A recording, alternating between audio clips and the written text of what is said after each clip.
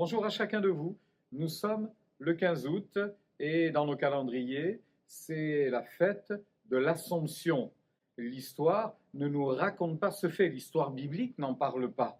Ce qui est dit derrière l'Assomption, c'est que Marie serait morte, puis ressuscitée et aurait été élevée au ciel, finalement un peu comme Jésus. Nous savons, d'après ce que la Bible nous enseigne, que seul Jésus est mort, ressuscité et est monté au ciel. Et aujourd'hui, il est notre avocat auprès du Père.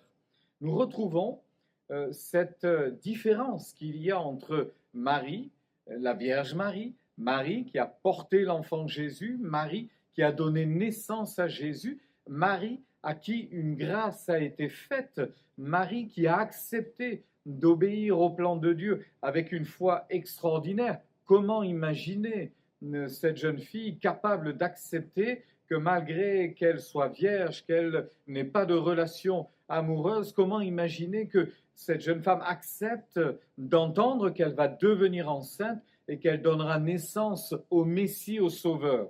Elle a eu une vie remarquable, sans aucun doute. Mais nous gardons bien à l'esprit que seul Jésus est ressuscité et qu'il demeure le seul médiateur entre Dieu et les hommes. Lorsque Jésus sera invité à des noces à Cana, en Galilée, il y sera également invité avec ses disciples et également sa maman, Marie. À un moment donné de l'histoire, la Bible nous dit qu'il n'y a plus de vin. Marie s'en rend compte et au moment où elle s'en rend compte, elle va aller vers Jésus en lui disant « Jésus, ils n'ont plus de vin ». Ce à quoi Jésus va lui répondre « En quoi cela nous concerne-t-il? Que me demandes-tu? Le moment où je dois agir n'est pas encore venu. » Quelqu'un a voulu paraphraser cette remarque de Jésus et il écrira ainsi « Qu'y a-t-il entre moi et toi? Ne te mêle pas de mes affaires. Laisse-moi tranquille. Ne t'occupe pas de cela. Est-ce à toi de me dire ce que j'ai à faire? Pourquoi me déranges-tu avec cela? Tes préoccupations ne sont pas les miennes. Ma cause est-elle ta cause? Qui de nous deux doit s'en occuper?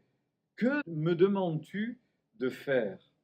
Ça peut paraître brutal, ça peut paraître dur tout cela, mais vous comprenez le sens.